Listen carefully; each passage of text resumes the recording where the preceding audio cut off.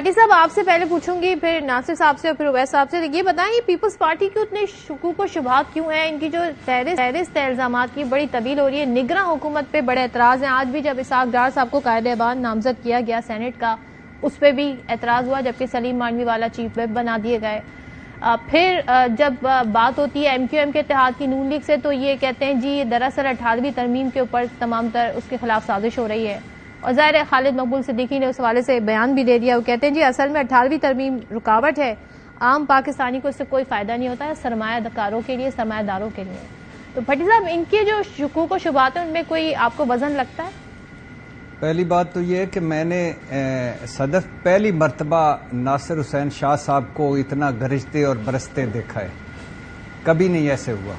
یہ ہم نے بڑی مشکل پروگرام بھی کیے ہیں، تابڑ توڑ ان پر حملے کیے ہیں، سندھ کی کارکردگی، ایجوکیشن، صحت وغیرہ، یہ ہمیشہ سے بڑے دھیمے. اور لیکن یہ جو اس موضوع پہ جتنا انہوں نے غصہ کیا، اس کا مطلب ہے یہ موضوع ٹھیک ہے. اس کا مطلب ہے زرداری صاحب نے ٹھیک کہا تھا کہ بلاول پوری طرح سے ٹرینڈ نہیں ہے، اسے ٹرینڈ کر رہے ہیں، ابھی کچھ وقت لگے گا. یہ پہلی مرتبہ ناصر حسین شاہ صاحب ظاہر مومن آدمی ہیں، اندر سے انہوں نے کہا کہ یہ کیا آپ لوگ اصل بات پر فوکس کر کے بیٹھے ہو، تجربے کی طرف جاؤ. مجھ سے زیادہ ویل اسپوکن ہے، مجھ سے زیادہ اچھا بولتا ہے. لیکن میں ناصر حسین شاہ صاحب چونکہ موجود نہیں تھے، پھر رپیٹ کر دیتا ہوں کہ بقول زرداری صاحب ہمارا وزیر خارجہ ان ٹرینڈ تھا. 16 مہینے ہماری خارجہ پالیسی ایک ان ٹرینڈ شخص کے پاس تھی، اور ہمارا اگلا وزیر اعظم کا امیدوار ایک ان ٹرینڈ شخص ہے. اور باقی وہ جو 3 پی اور 4 پی والی، وہ خیر ان کی اپنی دونوں پارٹیاں ظاہر ہے وہ رکھیں. اور ناصر حسین شاہ صاحب سے ایک میں سوال کرنا چاہوں گا کہ زرداری صاحب بالکل الگ بات کر رہے ہیں، بلاول بھٹو صاحب بالکل الگ بات کر رہے ہیں، لیکن یہی 2-4 الگ باتیں کرنے پر مصطفیٰ نواز کھوکھر پارٹی سے فارغ ہو گیا. تو میں امید کرتا ہوں کہ اس جمہوری پارٹی سے یا بلاول فارغ ہوں گے یا زرداری صاحب فارغ ہوں گے، مجھے امید ہے، کیونکہ پارٹی پالیسی تو ایک ہوگی نا. اچھا، اب آ جائیے اس پہ جو انہوں نے شکوک و شبہات ہیں. شکوک و شبہات میں دم ہے اس وجہ سے کہ انوار اللہ کاکڑ صاحب اور باپ پارٹی جو تھی، یہ نگران گورنمنٹ سے پہلے مسلم لیگ نون میں جا رہی تھی، نمبر 1. اس کے بعد فواد حسن فواد موجود ہیں، اس کے بعد ڈاکٹر سیف موجود ہیں، اس کے بعد توقیر شاہ ابھی ورلڈ بینک چلے گئے، وہ پرنسپل سیکرٹری تھے، وہ شہباز شریف صاحب کے پرنسپل سیکرٹری ہیں. اس کے بعد شاہد اشرف تارڑ ہیں جو بیوروکریٹ، اس کے علاوہ بیوروکریسی ان کی. اس کے علاوہ محسن نقوی صاحب موجود ہیں پنجاب میں، ابھی بھی بیٹے ہیں وہ زرداری صاحب کے اور بھائی ہیں ناصر حسین شاہ صاحب کے، لیکن ان سے بھی گلے ہیں. اور اس کے علاوہ مولانا کے سمدی ہیں کے پی میں. تو نگران حکومت کہنا میرے خیال سے کوئی ہم زیادتی کرتے ہیں، اور ویسے بھی یہ غیر آئینی حکومتیں ہیں. جسٹس اطہر من اللہ صاحب نے بھی اب 41 صفحات کا جو اضافی نوٹ ہے، اور یہ جسٹس بندیال نہیں کہہ رہے، عمران خان کے سہولت کار ججز جن پر الزام لگتا تھا وہ نہیں کہہ رہے، یہ جسٹس اطہر من اللہ کہہ رہے ہیں کہ یہ غیر آئینی ہے. اور وہ بھی کہہ رہے ہیں الیکشن کمیشن، گورنرز اور صدر نے غیر آئینی کام کیا. اچھا، تو یہ ایک ہے کانسیپٹ ہے کہ ایسا ہے، لیکن میں حیران یہ ہوتا ہوں کہ پیپلز پارٹی کو تو اس پر اعتراض ہی کوئی نہیں ہونا چاہیے تھا. 16 مہینے شیر و شکر رہے. شہباز پیڑ کی ہمیں ضرورت سندھ میں بھی ہے. شہباز حکومت جیسا کوئی گورننس نہیں ہے، کوئی پرفارمنس نہیں ہے، شہباز شریف جیسا کوئی منتظم اعلیٰ نہیں ہے. تو یہ تو دونوں ایک ہیں. اور یقین کریں، مزے کی بات سنیے، اگر آئندہ قومی حکومت یا الائنس کی حکومت بننے کی بات ہوئی تو زرداری صاحب لیڈ کریں گے، اور عین ممکن ہے پھر اکٹھے ہو جائیں بھٹو صاحب اور ضیاء صاحب. اور اگر حکومت نہ بنی، یعنی اس پوزیشن میں کہ مسلم لیگ نون میرے محبوب قائد میاں محمد نواز شریف صاحب نے اکثریت لے لی، تو پھر بلاول بھٹو لیڈ کریں گے انقلابی بن کے.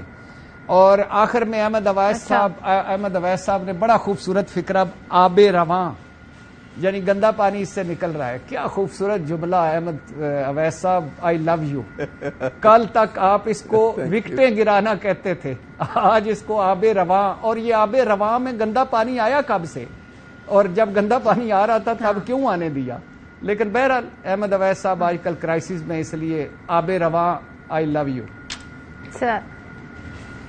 بہت کچھ کہہ گئے بھٹی صاحب اس مختصر گفتگو میں. معصومانہ سوال بھی پوچھیے شاہ صاحب آپ سے کہ جو مصطفیٰ نواز کھوکر کے ساتھ ہوا مختلف اوپینین رکھنے کے، اختلاف رکھنے پر، کیا یہاں بھی کچھ ایسا ہو سکتا ہے اگر پارٹی میں جمہوریت؟ اور آپ کی تو دو پارٹیاں ہیں، خود زرداری صاحب نے بتایا انٹرا پارٹی الیکشن پہ دونوں ہی جماعتوں میں ہوتے ہیں، ویسے آپ کے کیا کتنی جمہوریت ہے ذرا یہ بتائیں؟ دیکھیں بالکل الیکشن ہوتے ہیں، انٹرا پارٹی الیکشن ہوتے ہیں، اور اس میں ظاہر ہے جو لیڈرشپ ہے وہی ہوتی ہے۔ میں سن رہا تھا کچھ دنوں سے کئی دوست ہمارے، کل سے یہ بحث چھڑی ہے کہ جی یہ دیکھیں جتنی بڑی پارٹیز ہیں ان میں کوئی مقابلہ ہی نہیں ہوتا، چلیں ایسے ہی کسی کا نامینیشن بھر دیں۔ اچھا وہ کوئی نامینیشن اگر بھر دیا جاتا تو پھر کہتے ہیں جی دیکھیں یہ تو ماموں بنا رہے ہیں، ایسے ہی بنا رہے ہیں، کیونکہ لیڈرشپ کے سامنے میں پیپلز پارٹی کی بات کرتا ہوں کہ اگر پیپلز پارٹی کے مقابلے میں کوئی بھی سینئر ہمارا آ کے کھڑا ہو الیکشن میں چیئرمین شپ کے لیے، اچھا موقع آپ کوئی ٹرینڈ شخصیت لے آئیں، آپ خود ماشاءاللہ اتنے ماشاءاللہ تجربے کار آپ کے لیے عرض کر رہا ہوں نا، یہ ایک کھڑے ہو جائیں چیئرمین شپ کے لیے، آپ بھی کھڑے ہو سکتے ہیں۔